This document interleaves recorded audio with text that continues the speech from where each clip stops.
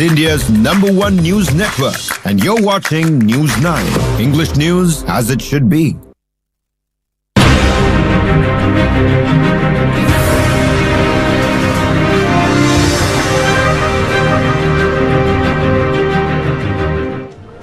Welcome to News 9 and you're watching On Point. Today we have 3 On Points. On Point 1 is on the West fueling anti-Russia narrative just 2 days before the Modi-Putin summit.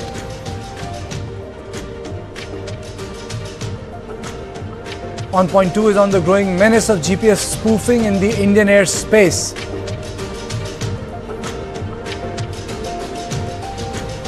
On Point 3 is on decoding the Vande Mataram debate in Parliament. And let's take a quick look at the headlines. After opposition protests against mandating Sanchar Sathi application, Telecom Minister Jyotiraditya Scindia says opposition is creating confusion. App is optional, not mandatory, can be kept or deleted, introduced only to protect the consumers. War of words over Congress MP Renuka Chaudhary's dog remarks. BJP MP Sambit Patra says Congress has crossed all limits. Pakistan's aid diplomacy turns into a joke, sends expired relief material to Sri Lanka.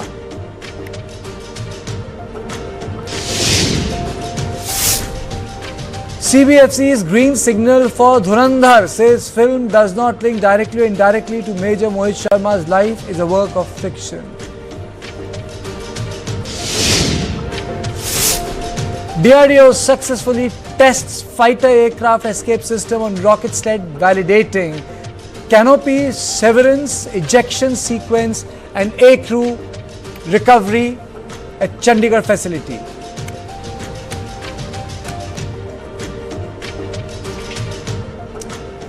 Two days before President Vladimir Putin's highly anticipated India visit, Western nations are trying to stoke anti-Russia sentiment.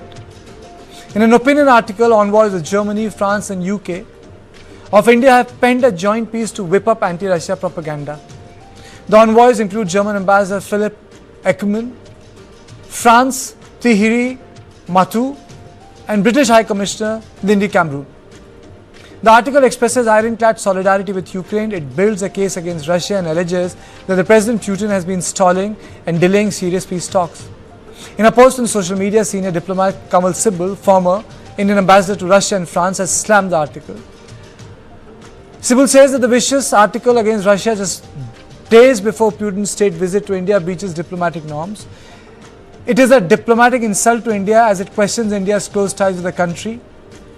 It is an interference in our internal affairs as the purpose is to fuel anti-Russian sentiments in pro-European circles in India and question the morality of our ties with Russia.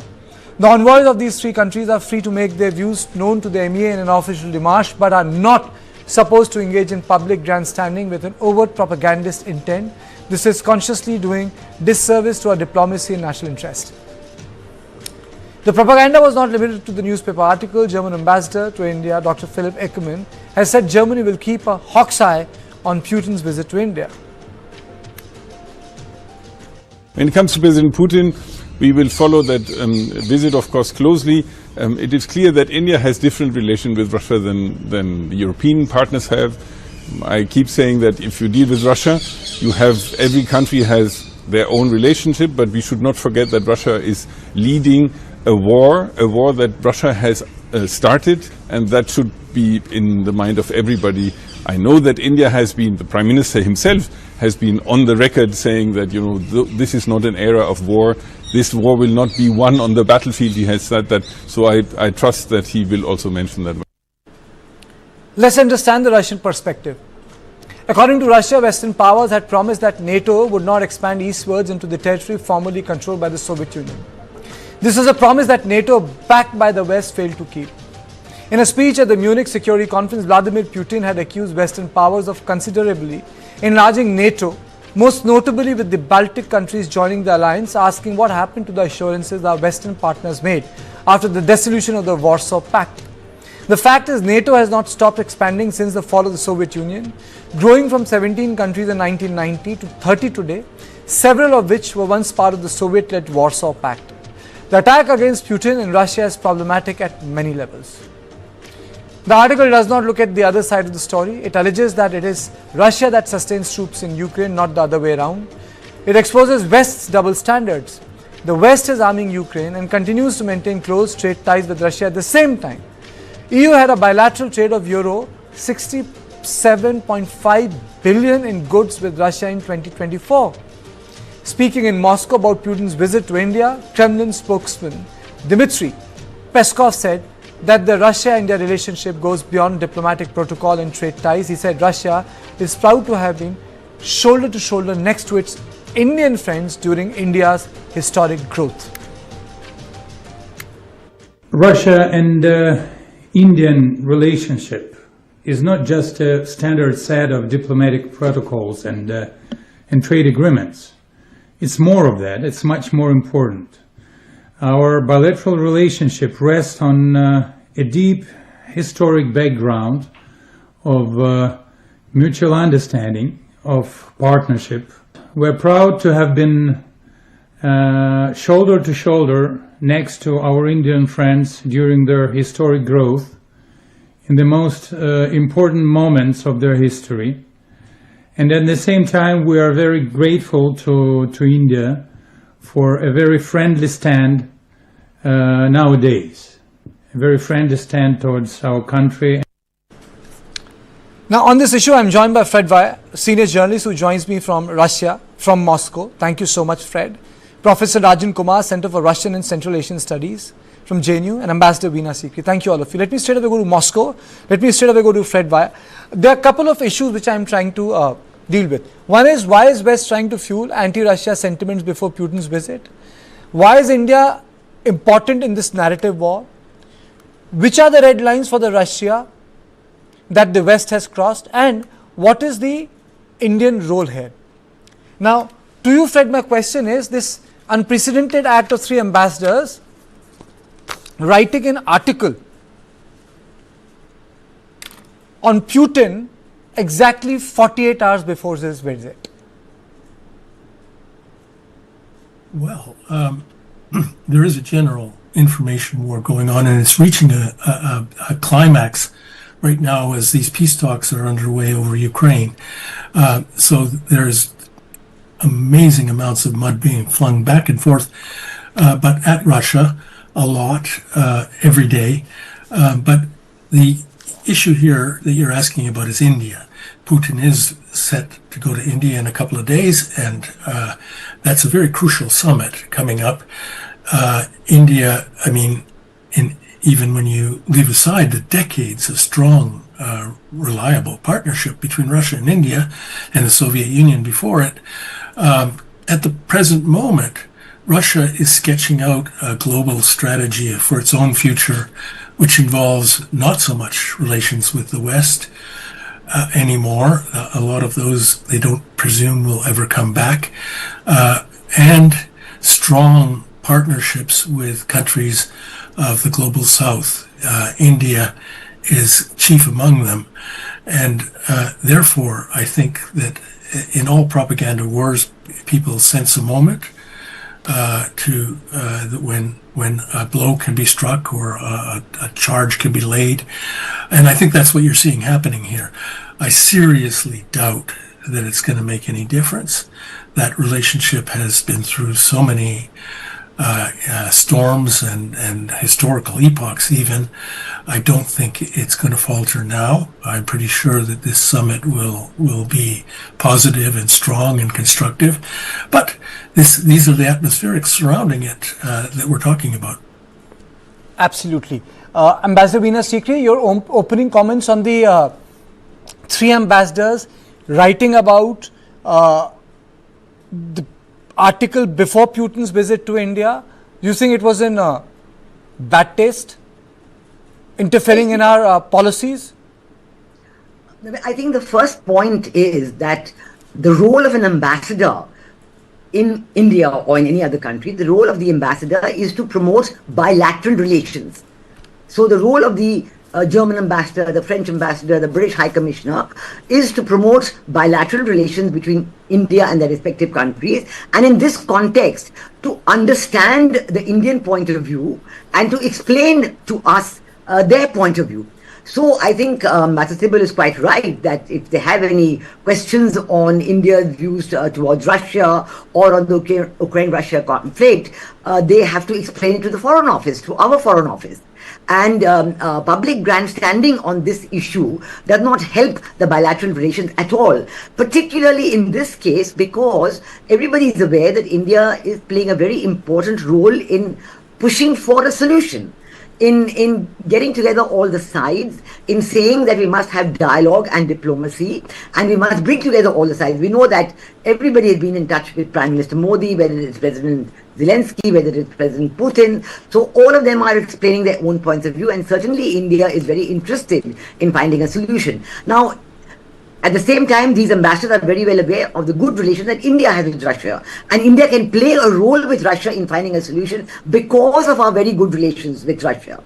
Now, to come in the middle of all this and then to create this article which would, number one, tend to spoil the relationship between India and Russia because you're, lecturing to Putin on the eve of his visit here. And B, I think there are many facts in the article which have not been brought out. For example, you keep blaming President Putin for his invasion, but what about the strategic agreement between Ukraine and USA, which was concluded in November 2021, and which was perhaps the most immediate reason for the action which President Putin took, because this agreement specifically mentions Russia and talks about Ukraine and USA working together to counter Russia.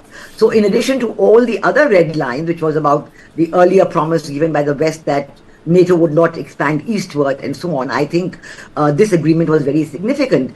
So even from the point of view of facts, to place something in the Indian media on the eve of President Putin's visit, which does not promote bilateral relations between India and their respective countries, or does not help towards a solution of the Ukraine-Russia war, but is it intended, it seems, to rather spoil the relationship between India and Russia. This is the biggest concern, and I think that there is I must tell you, a previous instance of this, where a previous British High Commissioner actually wrote in the media some time back when Prime Minister Modi was Chief Minister of Gujarat, saying that that the EU must not allow Chief Minister Modi to visit their countries. And in fact, the Foreign Office in India took it up very strongly. And the then British High Commissioner in India had to issue a retraction because it was completely uncalled for, this kind of grandstanding in the Indian media, which is not in keeping with the best interest of bilateral relations. So I think there are some very sensitive points here, which the three envoys have not quite understood, or if they have understood, they have deliberately chosen to cross those lines. And this is I don't think, Madam, this article was impromptu. I mean, there is nothing impromptu in diplomacy when three ambassadors are putting their thoughts together. There's nothing impromptu about that. Nothing impromptu at all. Nothing impromptu at all. Well planned. Well planned. Well planned. So, Professor Rajan Kumar, is it correct to say that we continue to blame Russia, but the fact of the matter is that when the Cold War collapsed, or the Soviet Union collapsed, there were 17 states that were part of NATO. Today, I think there are more than 28 states or 30 states which are part of NATO. There was an assurance given to the Russians that the NATO will not expand. The NATO expanded, and the American view of the Russia never changed. Despite the collapse, they continued to view Russia as a hostile power. So, the Americans never talk about that, but they still see Russia with the same hostility, and then all the Russians wanted was to be part of the Western Hemisphere. All they were interested was to be part of that club. Absolutely. Thank you for having me here. First, let me clarify that they're free to write. India is a democracy, and they're free to write if they want to publish. And I don't disagree with publishing as such. But what they are saying is utter hypocrisy. Yes. Because India didn't initiate the war. Did they take India into consideration, or did they take India while deciding that which countries should be sanctioned and what are the areas that can be sanctioned? So why India was not included in the sanction process? My question is to those countries, the ambassadors who are willing to write on this, but they should also take into account that why India was not being taken. And second, which country is suffering the most? Apart from, of course, Russia and Ukraine, the country of the global south, we are suffering because of the high energy prices. We are suffering because of the high food prices, inflation. There are a number of protests which have happened in Sri Lanka, Nepal, Bangladesh, a lot of other places globally. So they should answer that why they are creating a situation. This war happened, as you rightly pointed out, essentially because the NATO continued to expand. There was a Big Bang expansion from, if you see, 1999 onwards till 2008, and even now Sweden, Finland, etc. So NATO has been expanding, and that is one of the root causes of conflict, without any doubt.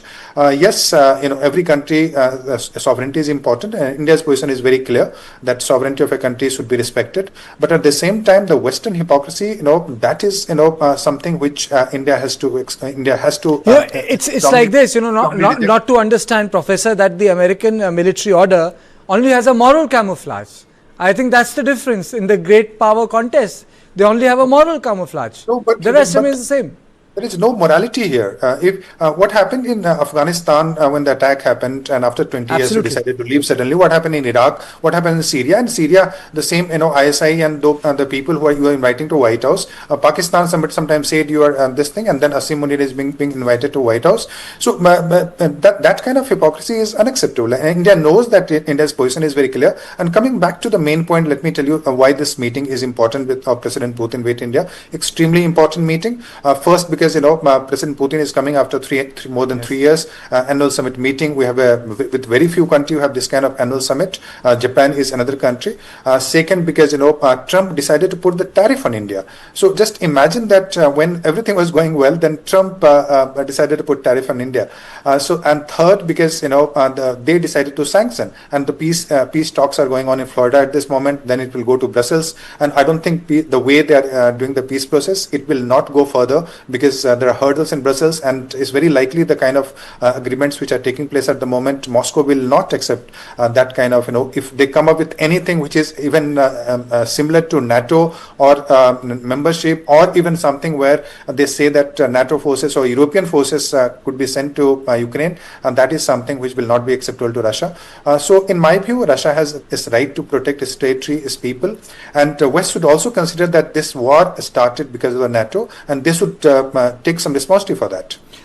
Fred, if you read the article, there's a complete break between the way EU is seeing this war and the way Americans sees it. It's like the difference between the Brussels and the Washington. They clearly say that they will continue to support Ukraine militarily. It's an ironclad support. First of all, those are strong words. But there's no evidence that the EU it's really three countries, Britain, France, and Germany, who are spearheading this.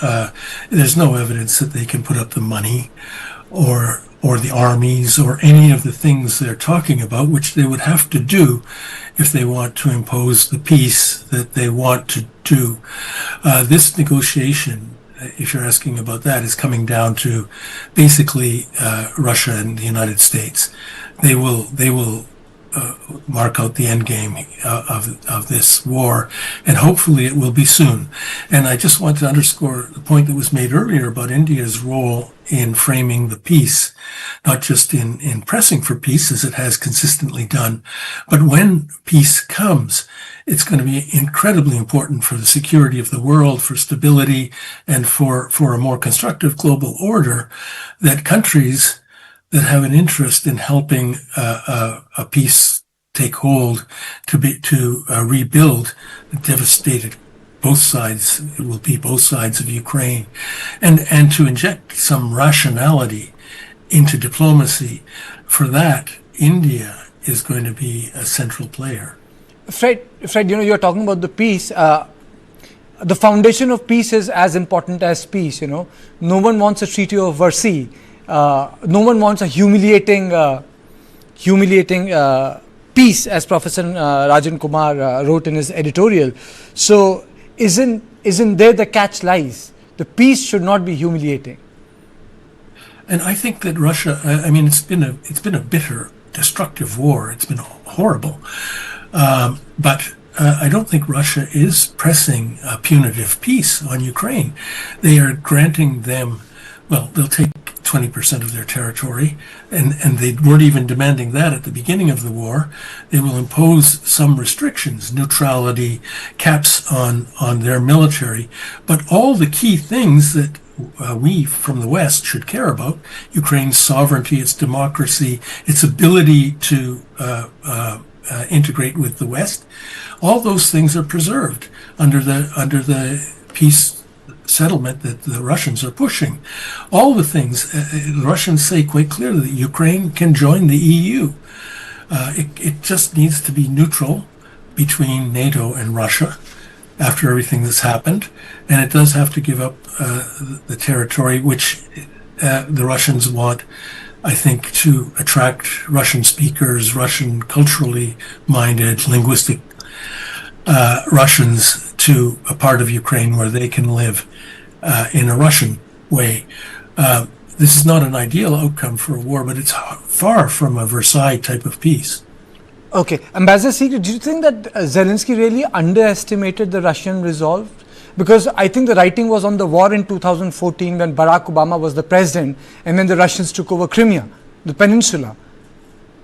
Yeah, absolutely. This has been a color revolution in Ukraine. We all know that. There were the agreements done in 2014-15, and President Zelensky actually got elected he campaigned on getting closer relations with Russia. But immediately after being elected, he changed his stance completely. But I think the important point to be seen is that even in 2022 itself, Russia and Ukraine were very close to a peace deal. It was being brokered by Turkey. They'd had discussions in Turkey, and even a document had been initialed. But then at that point, the then Prime Minister of UK, Boris Johnson, went to President Zelensky and said, do not agree to the peace. And so there was been 3 years of war. And even now, even as we speak, the agreement that President Trump wants to broker between Ukraine and Russia. They've been there. They had a bilateral summit in Alaska, and then even after that, President Trump had his 28-point peace plan that he think want to agree to. But even this peace plan has been strongly opposed by these very EU countries and by UK. So it is again the UK and these 2 EU countries, among others, who are again opposing the possibility of a peace deal. So I think it's very difficult to understand, because as was just explained, these countries don't have the financial resources to give the military support continuously to Ukraine. So far, America has been giving the military weaponry, and it has been going from either NATO or the EU to Ukraine. But now, how is it going to continue? Where is the resources going to come from? So it is very, very, I would say, unacceptable and very dangerous that at this stage, when there could be a push for a peace deal, once again, the UK and these countries are again trying to, roil the bandwagon and throw out this pot of peace that could be there and could actually materialize into a peace deal. This is very dangerous, and I think that is why this article actually... Can there be a solution like winter wars with Finland? Very quickly. Sorry? Can there be a solution post-winter wars with Finland? Something like that? But I think that a solution certainly can be there along what President Trump has proposed. His 28-point peace plan definitely has the kernel of a solution. It does have the kernel of a solution. And if there are talks on them, we know that President Trump's envoy is meeting President Putin even today. So I think all this is going on. So I think we should let that move ahead. Let that peace deal materialize. Let the 2 sides negotiate and come to a peace agreement. I think that's important. The kernel is there. The elements are there on the table. And I think that to try and prevent that at this stage by saying, no, we're going to continue to support Ukraine militarily and going to continue the war is very dangerous. It's very dangerous for all countries of the world. And certainly for the countries of the global south, it is extremely dangerous. Okay. Closing comment from Professor Rajan Kumar. The Trump is not deeply invested in NATO. Do you think that if there is a peace deal, if something happens, if there is a breakthrough, what will be the future of NATO? All right. Let me tell you that peace deal is possible, but the Western biggest obstacle to the peace deal is some of the European countries. Let me tell you, if peace happens, there are a few things which have to be accepted, because de facto Western countries will have to accept that the territories which are under Russian occupation at the moment, they will remain with Russia. NATO's membership has to be ruled out. Any kind of military presence of European forces will not be acceptable to Russia. So these are the three key essential conditions on which Russia will agree to any peace proposal. Without that, if Europe doesn't do so, essentially Europe is trying to continue. Europe wants Russia to fight. As Ambassador Sikri was saying, do you think that the Germany, France, do they really matter? Yeah, they do, because UK, Germany, France, Poland, and some of the Baltic countries. So these are the states which essentially they are pushing for, because they think that if Ukraine is lost, then probably Russia can be a threat to what they call the NATO countries. So I don't think Russia has any plan to expand or something. But yes, the Western perception of threat is very much there, and that's why they want to block Russia in Ukraine and keep Russia engaged with the Ukrainian rather than sending in NATO soldiers. So that's one of the reasons here. Thank you. I really run short of time. Thank you all of you for joining me. So this was on point 1. But don't go away, because in the on point 2, we are going to talk about the growing challenge of GPS spoofing in the Indian airspace. But after a short break.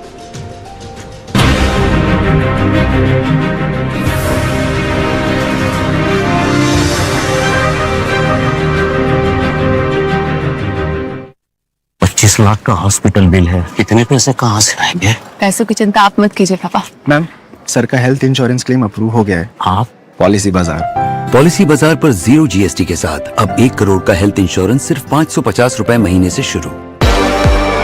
Speed, it's relative. The more you speed up, the more the world slows down. And when you are fast enough, everything becomes still. That's when you see the world as it truly is. Servo Hypersport F5, when speed is your default. ये best है sir. हमेशा वाला क्यों नहीं? मिश्रा जी, आपके लिए फूलों की बरसात। बिरला ओपस एश्योरेंस देने के लिए। मतलब प्रोडक्ट वारंटी? ये एक्स्ट्रा है। 1 साल में पेंट को कुछ भी हुआ तो पेंटिंग वापस करके देंगे। वापस करके देंगे? वो भी फ्री। पेंटिंग में पहली बार बिरला ओपस एश्योरेंस। रजिस्टर करो birlaopus.com पर।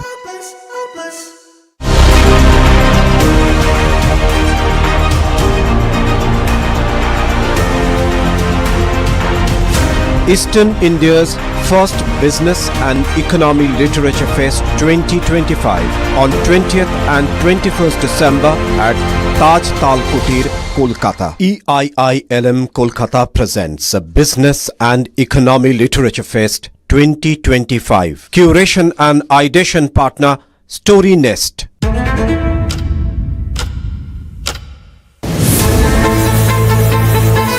Being a chef, it's my priority to deliver taste, good presentation. Recently, several aircraft approaching Delhi airport reported spoofing incidents with navigation systems showing false locations up to 60 nautical miles away. Some flights were forced to divert to nearby cities. More than 800 flights operation were delayed at the Indira Gandhi International Airport. And these delays were observed across Indian airspace. In a written reply in the Rajya Sabha, Civil Aviation Minister Ram Mohan Raidu confirmed that the multiple flights approaching airport reported GPS spoofing. He said spoofing incidents occurred during approaches using GPS-based landing procedures on runway 10, prompting pilots to switch to contingency protocols. Such interference is rare, barring at India's border regions. The government has since ordered an inquiry under the National Security Council Secretariat. Global Positioning System, or GPS, is a satellite navigation system designed to provide the position and timing information to the user. The tech provides location and timing information of the user over land, sea or air by the user's satellites. So what is spoofing? Spoofing is an attempt to manipulate navigation systems to transmit the wrong position, speed or time. GPS spoofing involves a radio transmitter near a target that interferes with the actual GPS signals being transmitted. GPS signals are often weak and transmitted through satellite. A stronger radio transmitter can be used to override the weaker signal and send illegitimate coordinates and information to the receiver. If successful, it can pose grave threats to the flights by causing errors in route or altitude. Unlike jamming, Another type of GPS interference which disrupts signal entirely, spoofing receives the receiver into trusting false data. In jamming, the aircraft loses its positioning, while in spoofing, pilots get wrong signals about the locations. Both jamming as well as spoofing can cause significant disruption in the aircraft navigation system. Spoofing or misleading satellite signals sent to trick airborne receivers such as enemy drones is increasingly used in modern warfare. It is a relatively recent phenomenon seen in conflicts in West Asia, Eastern Russia, and India's border with Pakistan and Myanmar since 2023, but such activity had not previously been documented over Indian cities. In India, recurring spoofing incidents near major airports such as Delhi, Mumbai and Kolkata have heightened safety concerns. According to a report by the OPS group, GPS spoofing began to severely impact civil aviation in September 2023. In the first few months, relatively few aircraft were affected, but by January 24, an average of 300 flights a day were being spoofed. By August 2024, this had grown to around 1,500 flights per day. The report identified the Delhi region among the top 10 regions in the world that encountered large amount of spoofing after locations in Cyprus, Israel, Egypt, Turkey, Russia, Pakistan, Belarus and Lebanon. While Cyprus at the top position experienced 5,655 spoofing events, Delhi region experienced 316 during the period. According to government data, 465 GPS interferences and spoofing incidents were reported in the border regions, primarily in the Amritsar and Jammu area between November 23 and Feb 25, which is an average of one event daily. On this issue, I am joined by Captain Prashant Dhalla, former Flight Operation Inspector, DGCA. Thank you so much, sir. So there are two questions. One is about the GPS and another is about the spoofing. Why has spoofing increased so much? Do you think that there is a technology spin-off that has taken place, that something that was relatively in the hands of military is being accessed by people in the civilian ambit? I would say partly you're right. However, we must have a clear distinction between civil aviation and military aviation. Though the source data is of a satellite, we must understand, the viewers must understand, the aircraft primarily navigates based on the GPS system. Also, the manufacturers have inculcated a system which is, we call it inertial navigation system. It works on a ring laser gyro, which is a system which is already there inside the aircraft. So GPS is an external aid. Now in this growing and evolving situation, we see many aircrafts, and India being the third largest aviation market in the world, such kind of instances and situations will increase. Now these miscreants who are trying to create this sense of, confusion, wherein the pilots who are sitting inside the cockpit can be misled, like your report clearly says. You've very, very rightly drawn the distinction between spoofing and jamming. So the pilots are trained. While I was in government service, we had issued a circular dated 2023, wherein there was a feedback that if you encounter such situation, you're supposed to inform the regulator. So the government was proactive enough to take certain steps and measures. And now, when on the floor of the House, the Honorable Minister has stated that yes, the country had faced this attack, this cyber attack. We have to be extra careful. So, Prashant, how big is this challenge? Because the technology is evolving, technology is not static, response also need to evolve. And this time the minister spoke in Parliament. The reply was given to the Parliament. People were surprised to know that this spoofing happened simultaneously at 7 spots that day. You very rightly said, with technical upgradation, you get a lot of challenges. This is a grave threat to the national security. However, we must understand that the pilots are highly trained individuals, professionals who are given that particular training. So I remember my case. I was also trained accordingly for this particular instance where, you were being fed in a simulator a wrong data. The aircraft is supposed to be, for example, let's say overhead Delhi, but we simulate it to be overhead Canada. Now the pilot who is trained enough, he is able to land this aircraft safely with the available navigation data. It's a very serious issue, but the pilots are also very trained individuals who have this mitigation trainings already in place. I'm also joined by Kanish Kaur, founder India Future Foundation, cyber security expert.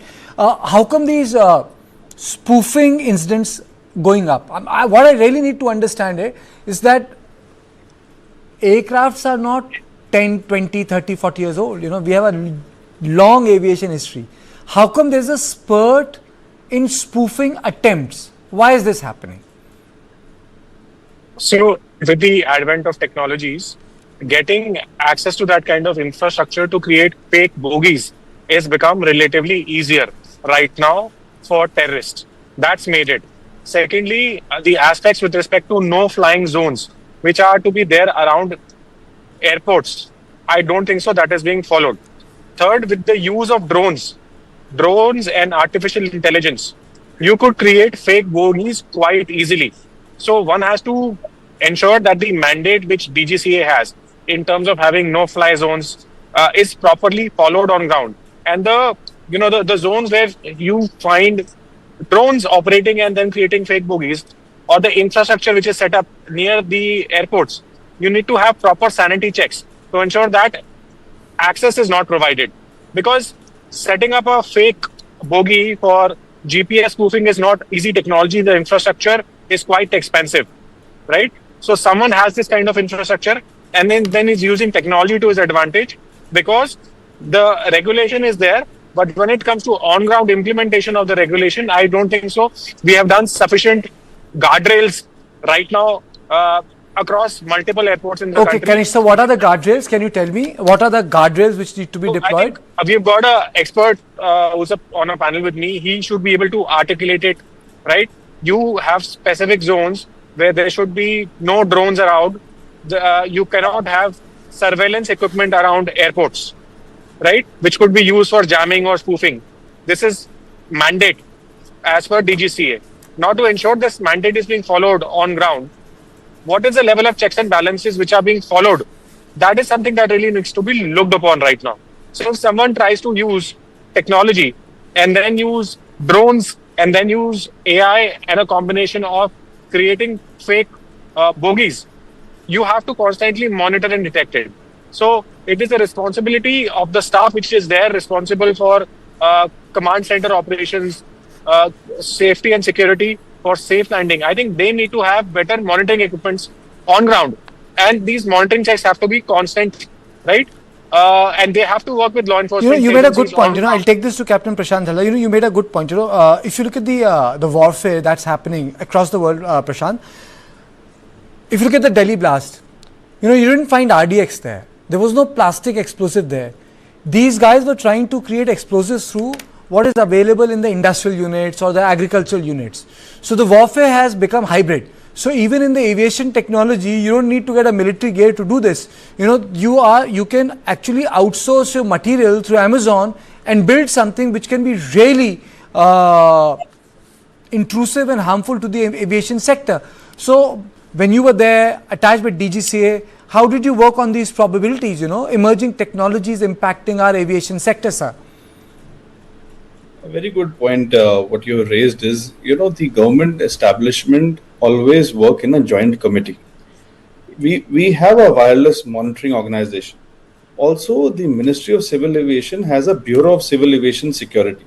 Now, they are at every given time are trying to get to the modern warfare techniques. They're trying to have a mitigation exercise. We have a control zone around the airport. As a pilot, I can very well say that you have been trained accordingly for these kind of instances, and that is when you are able to secure an airport entry pass. That is the first prerequisite, that you have to undergo that basic level of training to understand what are the emerging threats of civil aviation, what are the the modern warfare techniques adopted by the so-called miscreants.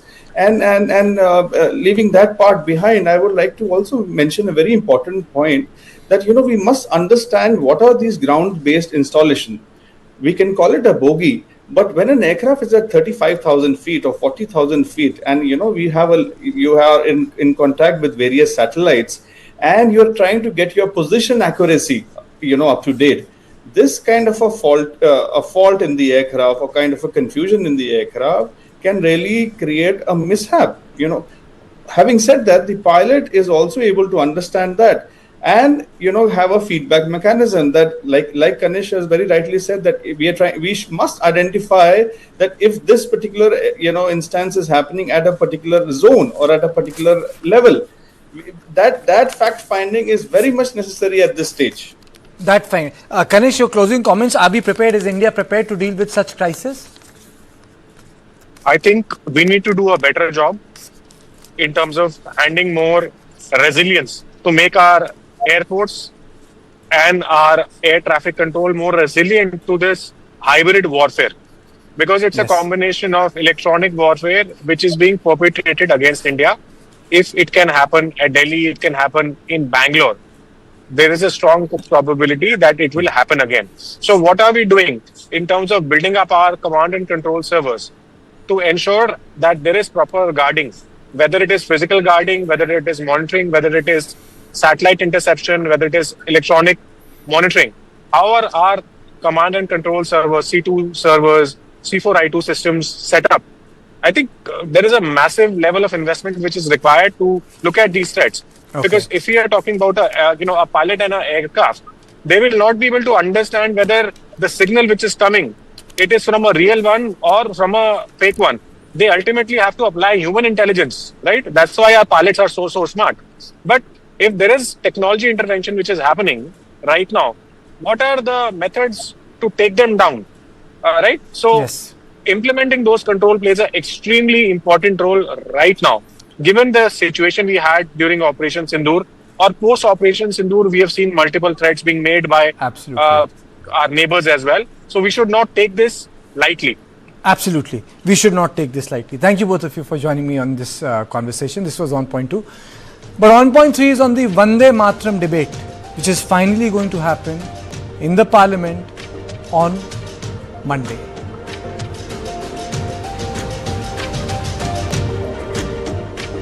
It seems Parliament will become functional soon.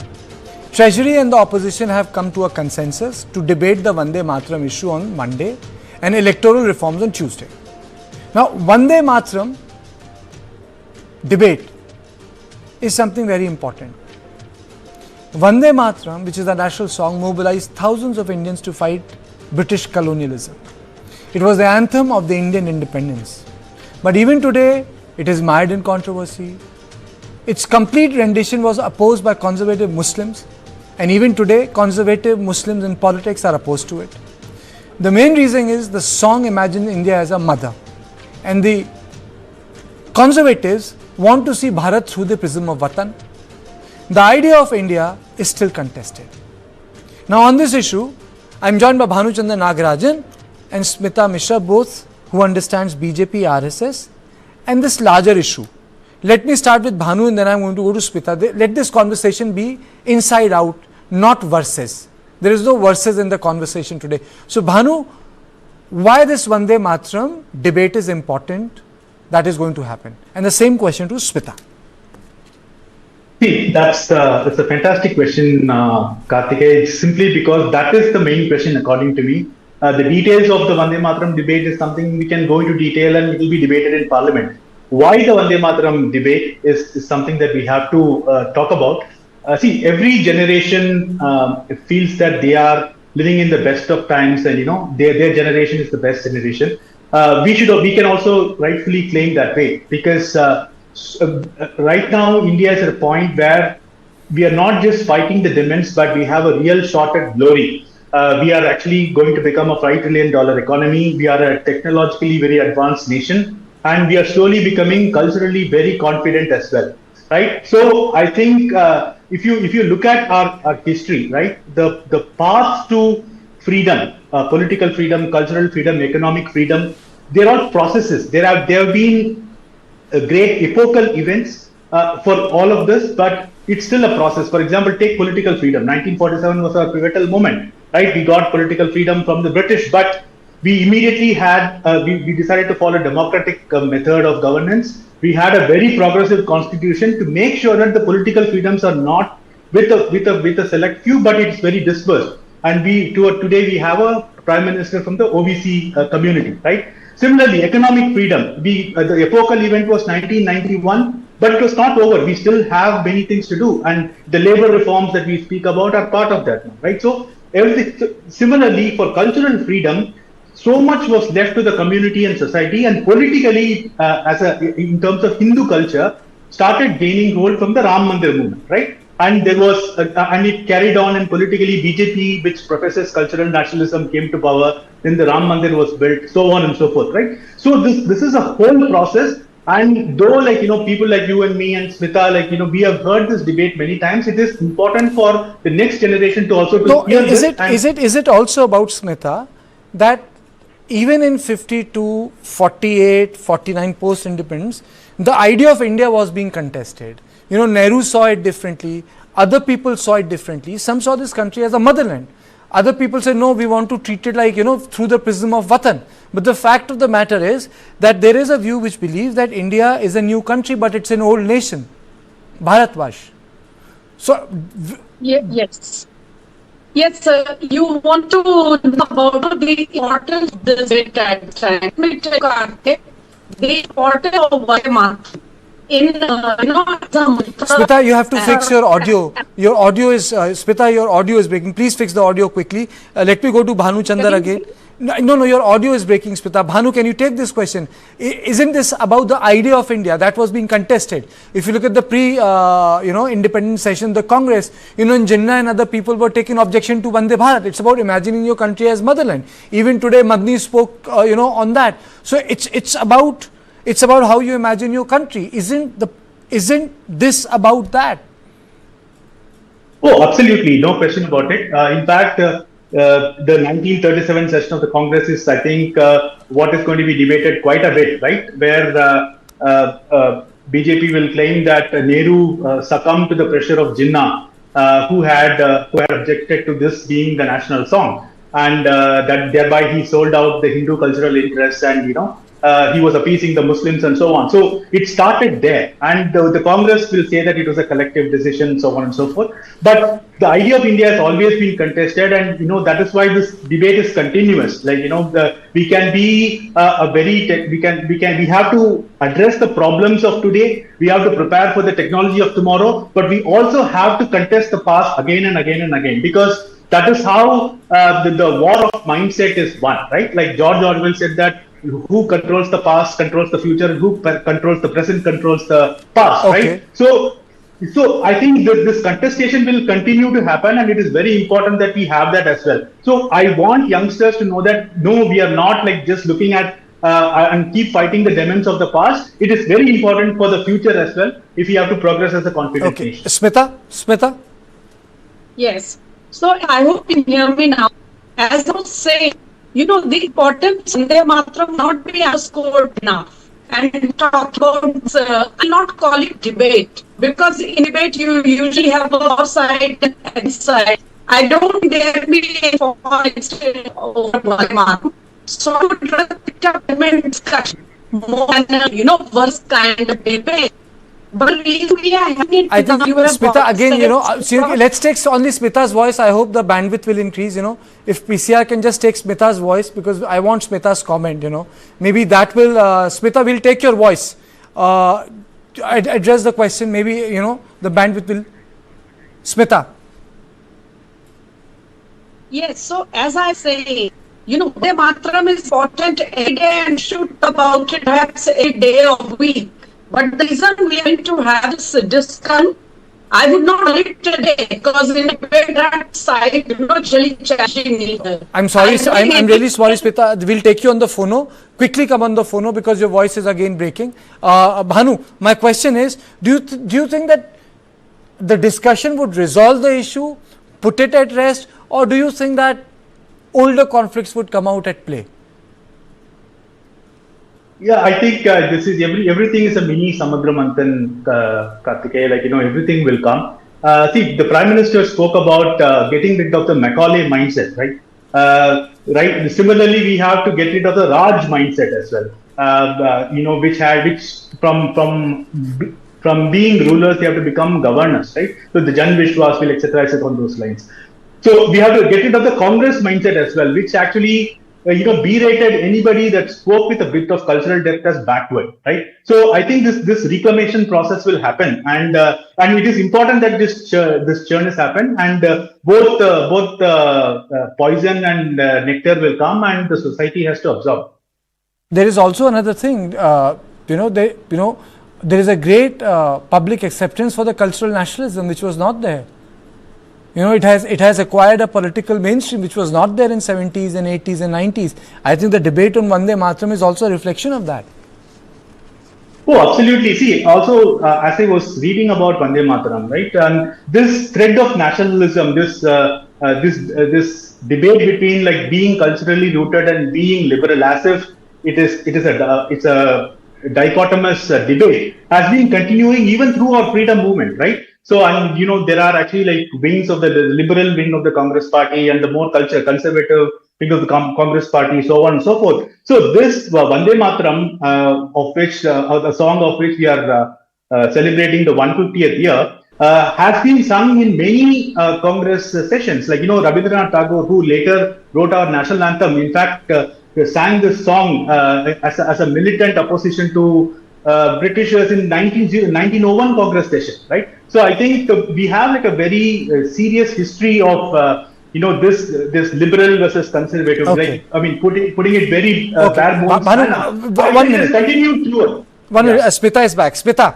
your opening comments. You must have heard me and Bhanu talk. Smita. Yes. So as I was saying, you see, there can be nothing more important than Vande Mataram, to serve as a rallying point for the youth of the country. Because the British may have left, I agree. But we have multiple challenges on our national unity, our integrity. And you need something which will make the people feel one. And all this thing about Muslims not wanting to sing Vande Mataram because there is a deity and they do not believe in a deity. It's unfortunate, Kartikeya, but this seems more like an afterthought, because if you look at the peak of the freedom movement, and the most telling example is of Barisal, where more than 10,000 Hindus and Muslims, in the face of untold oppression, came out on the streets to sing Vande Mataram together. This was the period when something called Vande Mataram Prabhat Fairies used to be taken out by the people, because these were the people who wanted the society to rise up against British oppression. And nobody at that time had any problem with singing Vande Mataram, because it made them feel one, as one country. So all this is an afterthought which has arisen, I guess, it was around the time of the partition. And coming to the current situation, you all know the history. I would not like to repeat all of it. I just want to say that next week when the parliament convenes to discuss this, the whole Vande Mataram issue, please remember that there will be some back and forth on the question of dropping the full national song except the first two stanzas, because that again shows that people have been trying to do nitpicking and create an issue where none exists. Also, we should look at the political equations also. As you see, if I'm not wrong, we are told that in the beginning, there was not much keenness in the opposition to talk about Vande Mataram, because they wanted to keep the SIR as their one and only issue till it is resolved.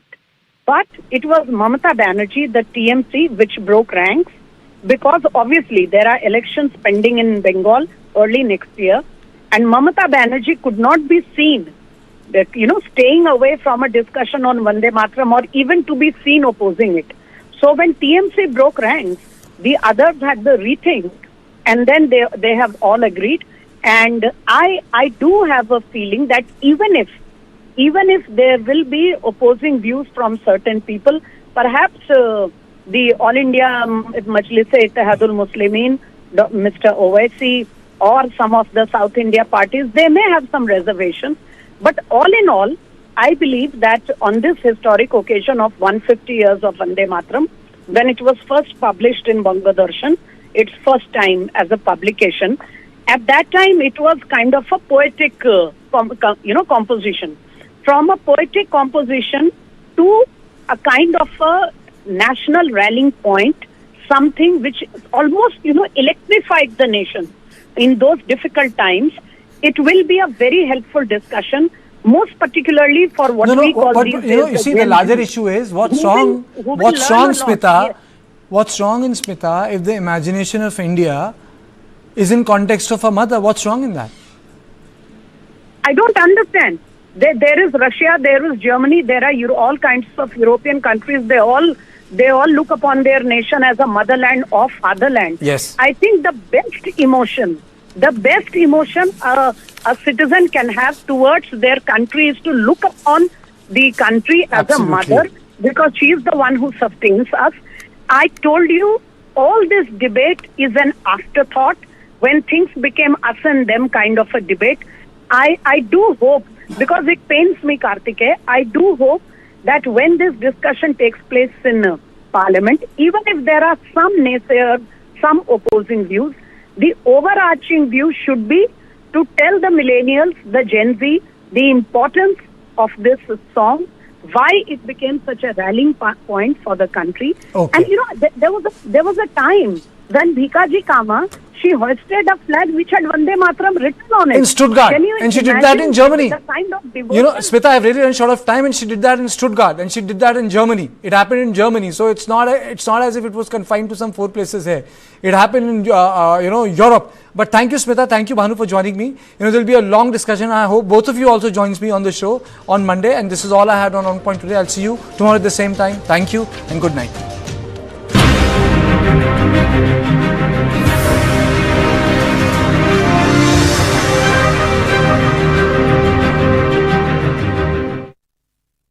सोच रहा हूँ term life insurance ले लूं ताकि मेरे बाद family को पैसों की कमी ना हो। तू भी ले ले। अबे जल्दी क्या है, बाद में देख लेंगे। आराम से। अब तक कुणाल को हार्ट अटैक आ गया यार। पॉलिसी